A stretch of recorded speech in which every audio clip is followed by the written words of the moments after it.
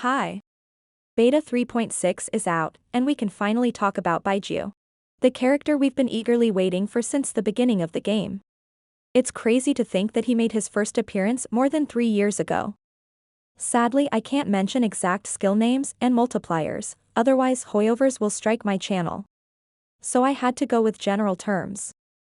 Baizhu is a defensive support, with very little personal damage and high energy cost burst.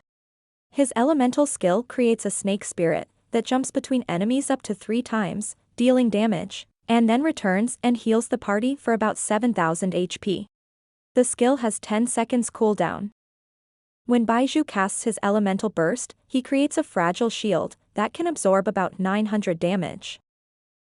As long as his burst lasts, this shield will be refreshed every 2.5 seconds.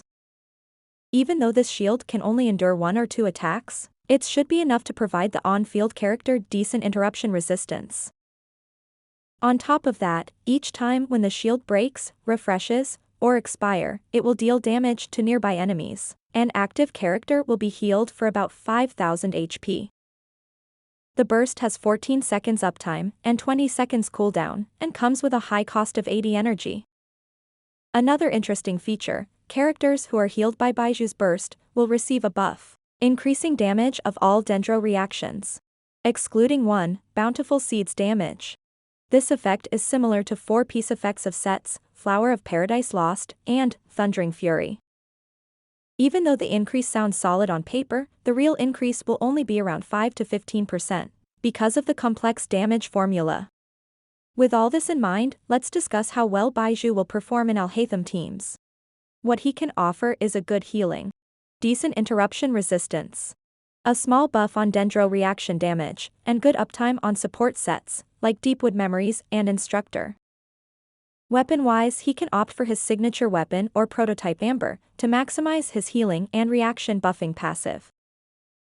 Thrilling Tales of Dragon Slayers, that provides 48% attack buff, can also be a good option, if you manage to meet Baizhu's high energy requirements.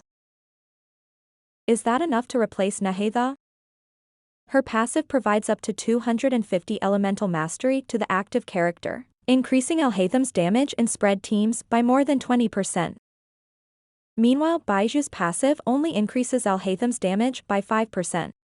In the current version of beta, Baizhu's personal damage is insignificant and comparable to the damage of Yao Yao. The damage buff he provides to the active character is not as good as the buff of Nahida. So, will he replace her? No way. Nahida will stay number 1 support for Alhaitham. For now, Baizhu is a comfort upgrade over Kuki Shinobu or Yao Yao. Since Baizhu is energy hungry, it's expected to see him in double and triple dendro teams. Best example here can be a team of Alhaitham, Nahida, Baizhu, and Yae Miko or Fischl. Considering how good are Kuki Shinobu and Yao Yao now, you should not feel forced to pull for Baizhu, as C0 Nahida and especially C2 Nahida are much better upgrades for Alhaitham. But that does not mean that Baizhu is useless. Baizhu will fit in very well with many Alhaitham teams, allowing you to use Kuki Shinobu, Yao Yao, or Nahida in another team instead, which is also very valuable. We still have 3 more weeks of beta testing ahead. Personally, I'm hoping for some buffs either for his damage multipliers, or for his reaction buffing passive. Regardless, I'll definitely be pulling him. Because let's be honest, who can resist the allure of this stunning snake? It's impossible. Thank you for watching, see you next time.